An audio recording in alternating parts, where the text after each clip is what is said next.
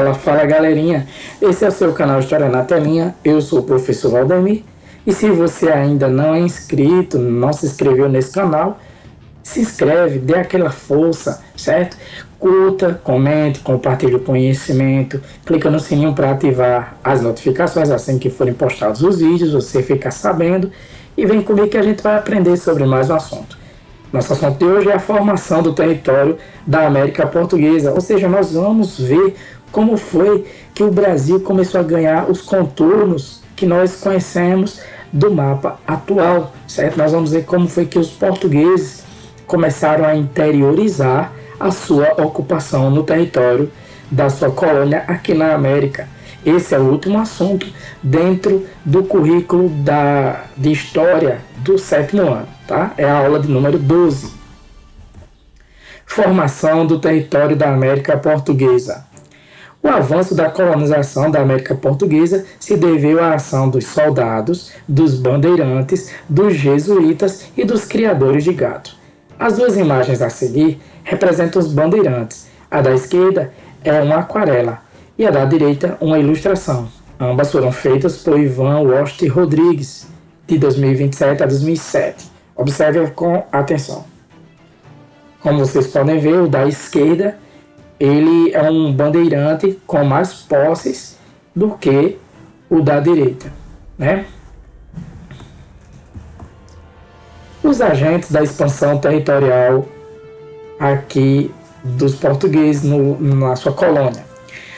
O avanço da colônia da América Portuguesa se deveu à ação dos soldados, dos bandeirantes, dos jesuítas e dos criadores de gado. Nós vamos falar de cada um deles. Os soldados. Desde o início da colonização, piratas franceses, ingleses e holandeses atacavam o litoral brasileiro para levar o pau-brasil e outras riquezas da terra. Muitas vezes eles se aliavam a grupos indígenas inimigos dos portugueses, na região onde hoje é a Paraíba, né? Por exemplo, os franceses mantinham uma estreita ligação com os potiguara. Então, os potiguara eles eram índios, né, inimigos dos portugueses e se aliavam aos inimigos dos portugueses, que tem em comum, que eram os franceses. Durante a União Ibérica, que foi o domínio espanhol sobre Portugal e todas as suas colônias, né, pelo rei Filipe II, quando o rei Dom João, o rei de Portugal, faleceu e não deixou herdeiro, a pirataria no litoral brasileiro se intensificou, pois os inimigos da Espanha também passaram a atacar as colônias portuguesas, a exemplo do Brasil. Para combater a pirataria, foram enviados ao litoral do Brasil soldados portugueses e espanhóis. Esses soldados ergueram fortes e povoados que estão na origem de várias capitais brasileiras. Vamos ver alguns? O forte de Filipéia de Nossa Senhora das Neves, fundado pelos portugueses em 1585, em torno do qual se formou a cidade de João Pessoa, capital da Paraíba. Então esse é o forte, o chamado Forte Santa Catarina hoje, né? Fica no município de Cabedelo, que na época era região de João Pessoa. Esse forte aqui é bem bonito, né? Vale a visitação se você for à capital paraibana, visite, vale muito a pena. É um banho, né? É um mergulho na história, na formação da capital paraibana.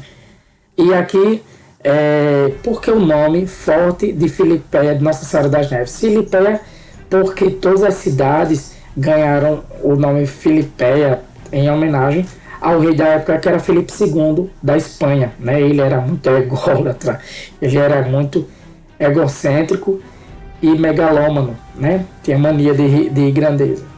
E em homenagem a ele, a cidade Nossa Senhora das Neves ganhou esse nome depois, Filipéia de Nossa Senhora das Neves. O Forte dos Reis Magos, construído em forma de uma estrela em 1598 por soldados luso-brasileiros, deu origem a Natal, capital do Rio Grande do Norte. E essa foto aqui mostra o Forte dos Reis Magos. Ele é bem menor, né? Talvez um terço ou um quarto do que é o Forte de Santa Catarina, mas também vale muito a visita. Já tirei foto aqui, é muito bacana. um local que você deve visitar mesmo. Isso aqui, a maré está baixa, mas quando a maré sobe, né, isso aqui fica tudo inundado de água em torno do forte. É uma construção muito bonita. O Forte de São Luís, de 1612, que está na origem da cidade de São Luís, no capital do Maranhão. O forte foi fundado pelos franceses, que ali estabeleceram uma colônia comercial com o objetivo de explorar as riquezas da região. No entanto, 3 anos depois, em 1615, eles foram expulsos pelos soldados espanhóis e portugueses. E aqui está o Forte de São Luís, onde foi construído o palácio, né, do governo maranhense. Bonita construção, né? Hoje não lembra tanto um forte como os que eu já mostrei. E o Forte do Presépio de Santa Maria de Belém, fundado por soldados portugueses em 1616. O forte foi erguido para proteger o pequeno povoado português chamado Feliz Lusitânia, que deu origem à cidade de Belém, capital do Pará. Bem pequeno também, menor ainda do que o Forte dos Reis Magos lá em Natal, né? Mas é uma bonita construção. Também é chamado de o Forte do Castelo porque ele tem uma fachada que lembra os castelos medievais, inclusive uma ponte, né? Uma ponte suspensa. E aqui você tem algumas armas da época, né, utilizadas. Por exemplo, o canhão era uma peça de artilharia, disparava projéteis de ferro com o objetivo principal de danificar e afundar as embarcações inimigas. Demorava para ser recarregado e possuía pouca pontaria. O mosquete era semelhante a uma espingarda, mas com um peso maior, com um cano de 1,5 metro. A pólvora e o projétil eram carregados pela boca e o disparo possuía alcance de até 100 metros. O arcabuz é semelhante ao mosquete, porém de tecnologia mais antiga, era disparado acendendo um pavio. A pistola, pequena arma de mão, era eficiente para assalto em embarcações, mas por ser difícil de recarregar, geralmente portava-se mais que uma. E o sabre era uma pequena arma de punho ligeiramente curva e com um só fio, né? Tipo uma espada, né? Algo entre uma espada e um facão. É o sabre. O texto a seguir foi escrito para esta coleção pelo historiador Clodomir Freire. A polêmica em torno da fundação de Fortaleza. Se você fizer um passeio por Fortaleza acompanhado por um guia turístico, ele provavelmente o levará até a 10ª região militar do Exército Brasileiro e a acompanhará como um marco inicial da capital cearense. Este é o local de fundação do Forte de Schoonenborg, erguido pelos holandeses em 1649 na margem esquerda da foz do rio de Pajeú. Depois da expulsão dos holandeses, os luso-brasileiros mudaram o nome do forte para Fortaleza de Nossa Senhora da Assunção, em torno da qual teria se formado a cidade de Fortaleza. Já o movimento Marco Zero de Fortaleza, que tem à frente o historiador Adalto Leitão, discorda da data e do local da fundação da capital cearense. Afirma que a origem de Fortaleza está na Barra do Ceará, onde Pero Coelho ergueu o Fortim de Santiago em 1604. O movimento luta para que isto seja reconhecido oficialmente. Então aí uma polêmicazinha em torno do local e da data de fundação da cidade de Fortaleza, capital cearense. Os bandeirantes. Em 1600, enquanto a capitania de Pernambuco progredia, embalada pela produção de açúcar, a capitania de São Vicente vinha perdendo força. Então, por falta de trabalho, parte da população vicentina subiu a Serra do Mar e, aos poucos, formou um povoado São Paulo do campo de Piratininga, que mais tarde viria a ser São Paulo. São Paulo, a capital bandeirante. O povoado, que mais tarde veio a ser a vila e depois a cidade de São Paulo, teve um crescimento lento. E aqui você tem uma missa, né, no local onde se fundou São Paulo.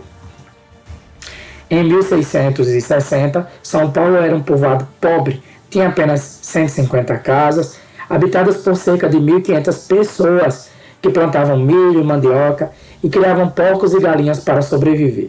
Os paulistas eram homens rudes, ou seja, sem modos, sem educação, e acreditavam que a única solução para a pobreza estava no sertão.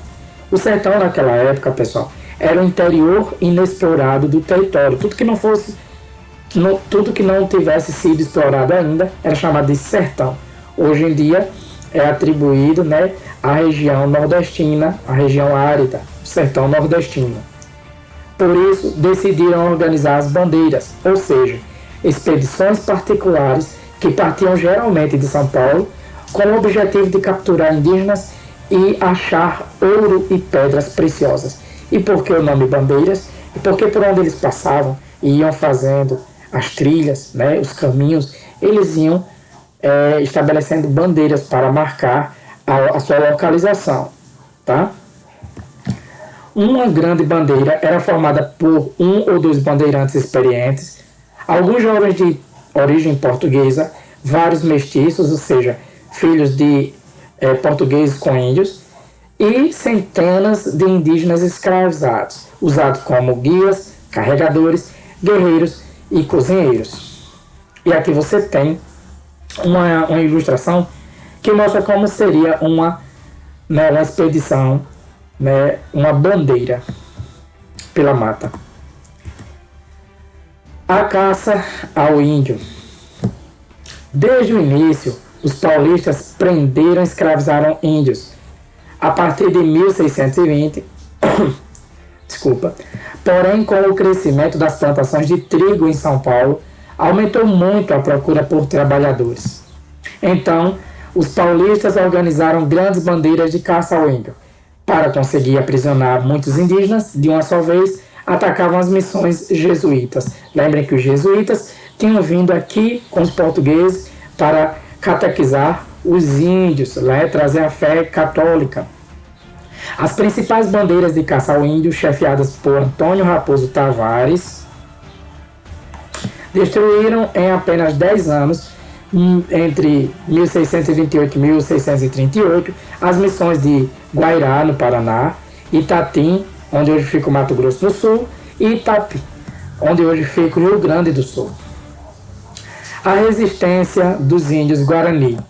Acreditava-se que a maioria dos índios escravizados pelos bandeirantes era vendida no Rio de Janeiro e na Bahia para trabalhar nas plantações de açúcar. Mas o historiador John Manuel Monteiro comprovou que a maioria desses índios era destinada às fazendas de trigo de São Paulo, que vinham crescendo e exigindo muitos trabalhadores.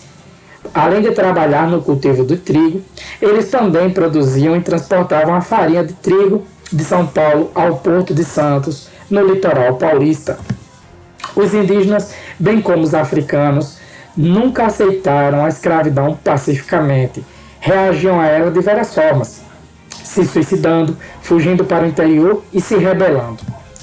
Depois da destruição das missões de Guairá, Itatim e Itapi, por exemplo, os indígenas enfrentaram os bandeirantes, inclusive usando armas de fogo, como nós podemos ver nessa tela aqui pintada, a luta, entre indígenas e bandeirantes.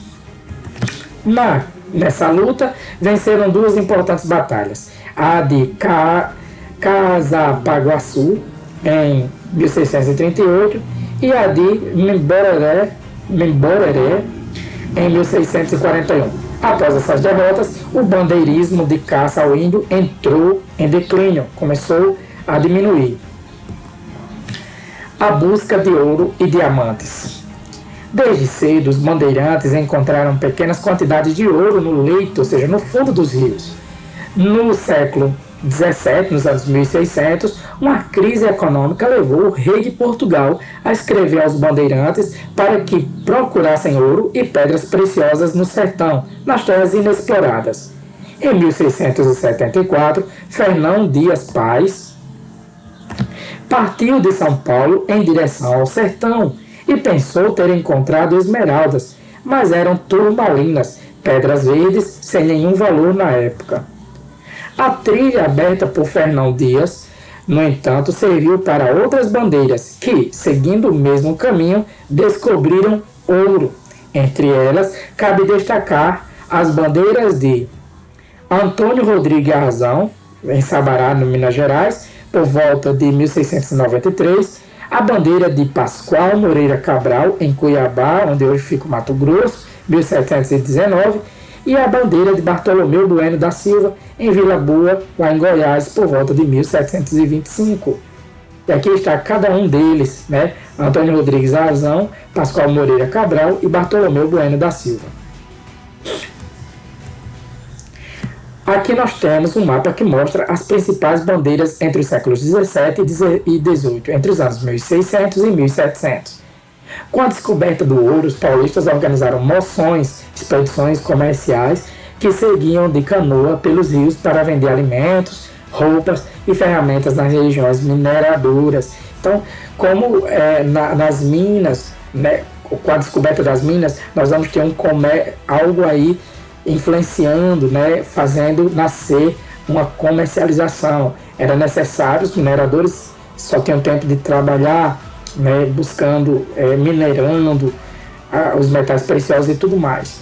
E então era necessário consumir alimentos, consumir tecidos, né, enfim, outros produtos. E é aí que entra as moções, que eram justamente essas feiras itinerantes, né, que eram levados, os comerciantes levavam seus produtos para serem vendidos nas minas. E nesse mapa nós temos inicialmente a linha do Tratado de Tordesilhas, certo? Essa linha aqui do Tratado de Tordesilhas, lembrem, só o que estava à direita, essa metade aqui do Brasil, menos da metade, pertencia a Portugal. O restante das terras do outro lado, né, da esquerda, no oeste, pertenciam à Espanha. Só que nós vamos ter os portugueses adentrando nos terrenos inexplorados. Quem é que ia dizer? Você pode perguntar, professor, e os espanhóis não acharam ruim não que os portugueses entrassem no território? Bom, pessoal, naquele tempo não havia tanta facilidade de comunicação, não havia monitoramento, né, tão pouco monitoramento por drones e por satélites, então não sabiam os espanhóis que os portugueses estavam adentrando no território que não lhes pertencia, segundo o Tratado de Tordesilhas. Mas aí nós vamos ter as bandeiras, né, de busca de ouro e diamante, aqui nas setas em vermelho, várias delas. Nós vamos ter Fernão Dias Paz, Bartolomeu Bueno, Pascoal Moreira. E nós vamos ter as bandeiras de caça ao índio, né, de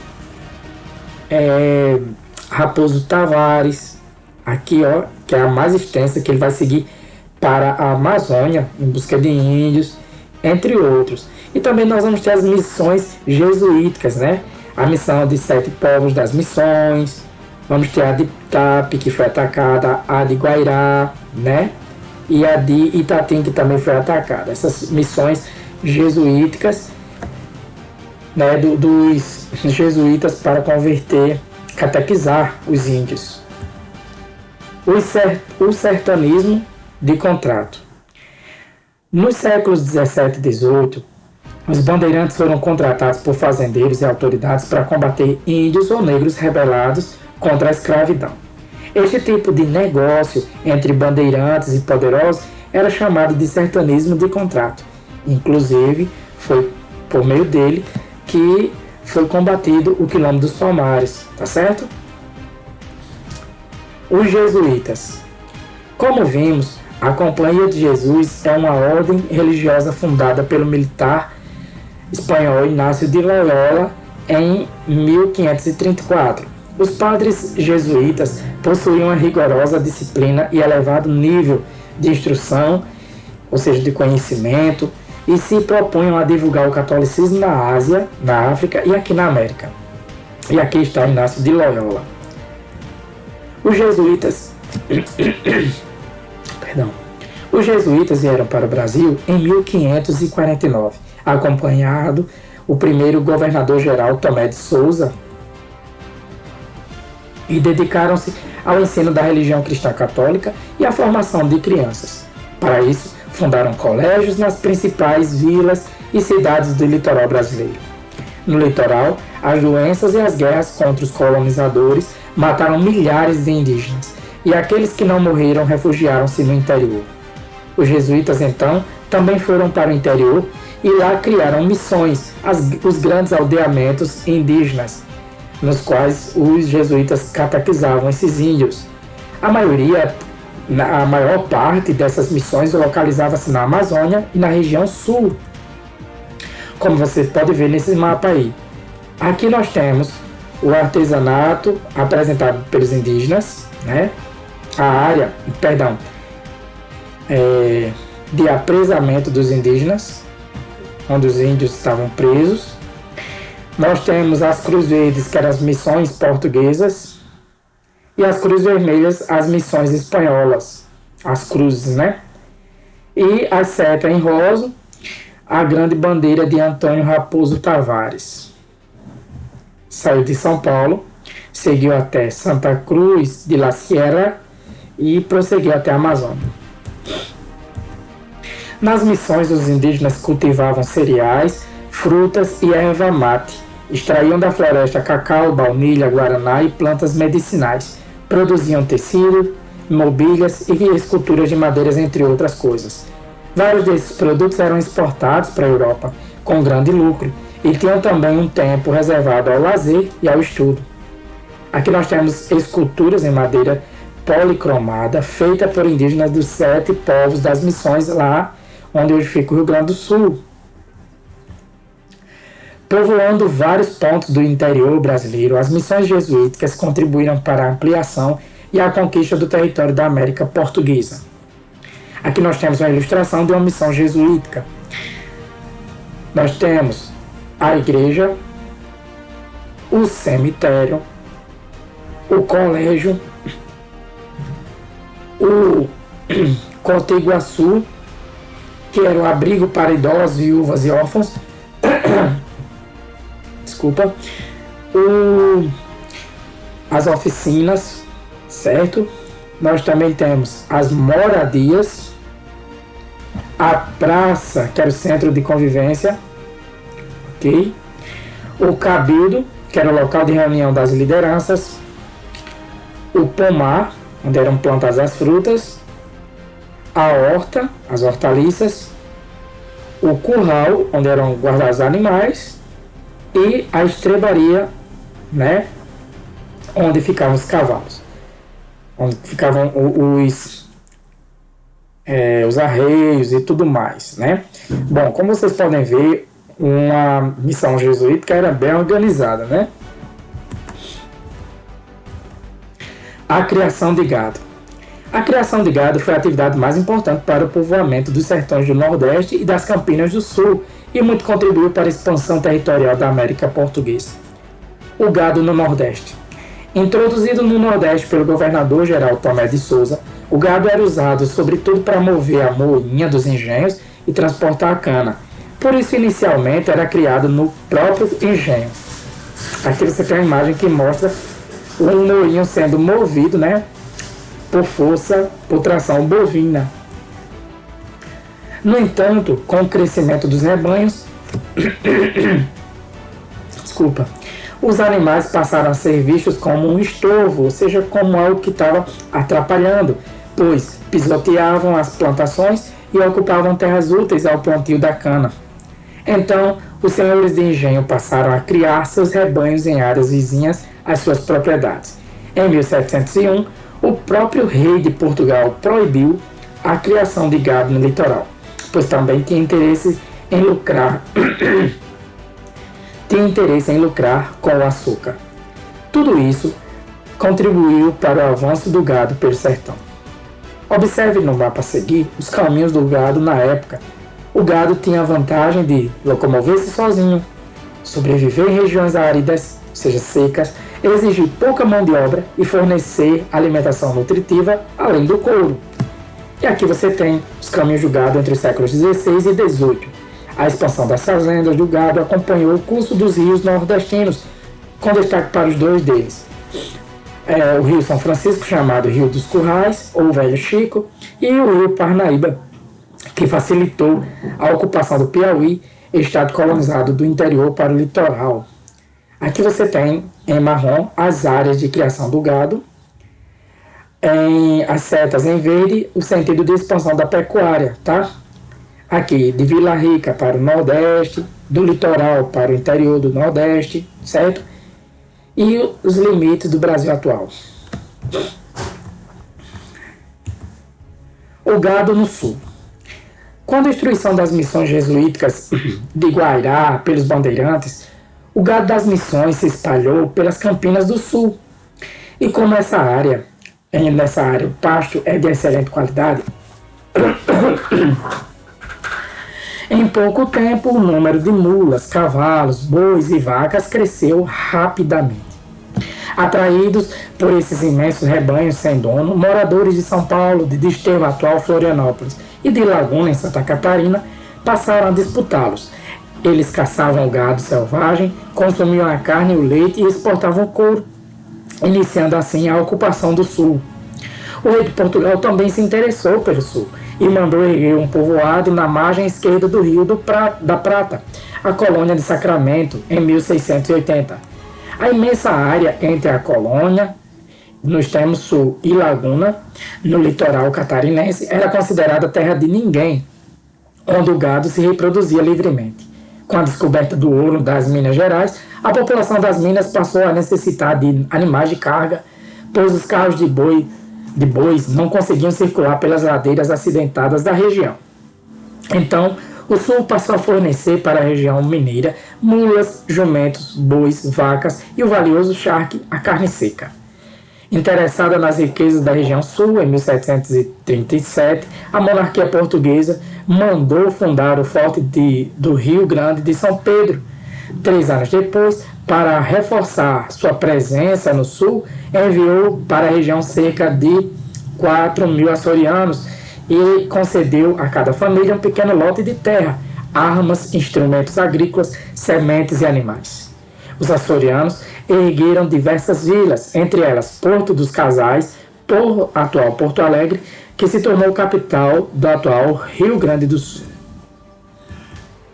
As novas fronteiras da América Portuguesa.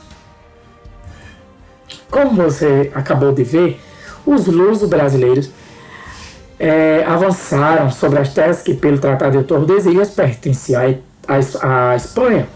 O governo português, então, buscou legalizar os territórios conquistados por meio de uma espécie de uma série de acordos internacionais. Os mais importantes foram o Tratado de Madrid, em 1750, assinado entre Portugal e Espanha, estabelecia a colônia de Sacramento, que a colônia de Sacramento pertencia à Espanha. Em troca, Portugal recebia a área de 7 povos das missões, 7 grandes aldeamentos organizados pelos jesuítas espanhóis, onde viviam cerca de 30.000 índios da nação Guarani. Pelo Tratado de Madrid, os jesuítas deveriam abandonar as missões com seus móveis e bagagens, levando consigo os índios. O território das missões e das casas ficariam com os portugueses. Os Guarani não aceitaram a ideia de ter de se mudar das terras em que viviam. A maioria dos jesuítas também não. Eles argumentavam que, além de serem livres, os Guarani eram donos do território e que nem Portugal nem Espanha tinham direito a ele. Incentivados por jesuítas, os indígenas pegaram em armas contra os soldados portugueses e espanhóis, impedindo que se cumprisse o acordo. Tinha início, assim, a Guerra Guaranítica, entre 1754 e 1756. Aqui você tem uma das principais lideranças indígenas da Guerra Guaranítica, que foi Cepé Tiaraju, que lutou tenazmente, ou seja, de forma brava, em defesa do direito dos Guarani ao território de 7 povos das missões. Para o movimento indígena do Brasil, Cepé foi uma das principais lideranças da história do Brasil. 7 povos das missões é o território que abrangia as atuais cidades de São Borja, São Miguel, São Nicolau, Santo Ângelo, São Luís Gonzaga, São Lourenço e São João, situados no Rio Grande do Sul. Em pouco tempo, a guerra se transformou em um massacre, pois os portugueses e espanhóis montaram um exército numeroso com arma de pequeno porte e canhões. Em Buenos Aires e Montevidéu atacaram pelo sul. Os luso-brasileiros enviados do Rio de Janeiro avançaram pelo rio Jacuí. Os dois exércitos se juntaram na fronteira com o Uruguai e venceram a resistência indígena ocupando 7 povos em maio de 1756. Com o final da Guerra Guaranítica, as tensões entre Portugal e Espanha voltaram a se intensificar. É aí que vai ser assinado o Tratado de Santo Ildefonso em 1777, que foi assinado entre Portugal e Espanha, e os espanhóis obtinham o território de 7 povos das Missões e da Colônia do Sacramento e devolviam a Portugal algumas terras que haviam ocupado no atual Rio Grande do Sul. Considerando-se prejudicados, os portugueses exigiram da Espanha um novo acordo. Vai ser assinado o Tratado de Badajoz, que Portugal e Espanha vão assinar esse tratado em que os portugueses ficavam com o território de 7 povos das Missões e a Espanha garantia para si a colônia de Sacramento. Então nós temos aí 3 tratados assinados: o Tratado de Madrid, em 1750, que Portugal e Espanha assinaram e definia que a colônia de Sacramento pertencia à Espanha e que 7 povos das Missões pertenciam a Portugal. O Tratado de Santo Ildefonso, de 1777, que os dois assinaram. A Espanha ficava com 7 povos das Missões e com a colônia de Sacramento e devolvia a Portugal algumas terras do atual Rio Grande do Sul. Já o Tratado de Badajoz, de 1801, que os dois assinaram, os portugueses ficavam com 7 povos das Missões e a Espanha recebia a colônia de Sacramento. Como se pode ver no mapa, as fronteiras estabelecidas pelo Tratado de Badajoz eram bem parecidas com as fixadas pelo Tratado de Madrid. Consolidava-se assim a formação histórico-geográfica da América Portuguesa. Então, nós vamos ter aqui, tudo que está na linha roxa, tá? Foi a área, como você pode ver, tirando aqui a área do atual Acre, foi estabelecido pelo Tratado de Madrid, né? As fronteiras estabelecidas pelo Tratado de Madrid. Nós vamos ter o Tratado de Ildefonso, onde está aqui em rosa, tá? Na linha rosa. Aí nós vamos ter ainda, lá no Rio Grande do Sul, essas áreas ampliadas aqui, nós vamos ter a área de incorporação ao Brasil, pelo Tratado de Badajoz, né? Essa daqui, que está listrada. E nós vamos ter a área de 7 povos de Missões, que foi também a disputa entre os dois. E distribuído pelo Brasil vários fortes, para guardar essas fronteiras, né, brasileiras, na colônia portuguesa aqui no Brasil. E as missões jesuíticas também nós vamos ter aqui, principalmente no Rio Grande do Sul. Brasil, terra de muitos povos. O Brasil absorveu diversos povos e culturas ao longo de sua formação histórica. Por isso é conhecido por ser um país multiétnico e pluricultural. Dentre os povos formadores do Brasil estão, em ordem cronológica, primeiro os indígenas, depois os portugueses e por fim os africanos. Em 1500, quando os portugueses aqui chegaram, os indígenas eram muitos e possuíam culturas e línguas próprias, que foram e continuaram sendo importantes na nossa formação histórica. Os portugueses, por sua vez, traziam na sua bagagem uma língua rica, uma forma de governo, que era a monarquia, e a religião católica, que foram igualmente importantes. Depois, foi a vez dos africanos entrarem no Brasil. Eles foram trazidos de diferentes pontos da África a partir do século XVI, dos anos 1500, para trabalhar e também marcaram profundamente nossos modos de agir, falar, pensar e sentir. E aqui você vai ter uma menina indígena, uma mulher portuguesa e uma mulher afrodescendente. No século XIX, entraram no Brasil milhares de europeus, com destaque para os italianos e os alemães, que também fizeram história entre nós. Aqui, esses imigrantes enfrentaram duras condições de trabalho, tanto nos cafezais paulistas quanto no sul do Brasil. Muitos italianos reagiram aos maus tratos no campo, indo para as cidades em busca de trabalho na indústria, que então se desenvolvia. Já os alemães eram protestantes e vieram para o Brasil para viver em colônias agrícolas, como São Leopoldo, no Rio Grande do Sul, e Blumenau, Santa Catarina. Os alemães tinham pouco contato com a sociedade brasileira e conservaram por mais tempo a cultura e as visões de mundo trazidas de seu país de origem.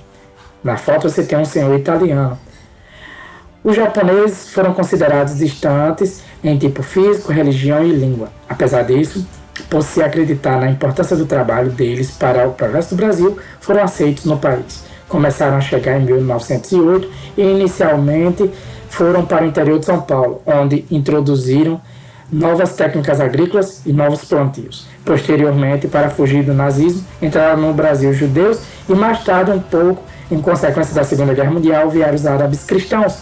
Também os judeus, tanto os judeus quanto os árabes, preferiam viver em cidades e destacaram-se como mascates, empresários, profissionais liberais e políticos. Mascates é vendedores ambulantes, certo? Vendedores que saíam vendendo seus produtos de cidade em cidade.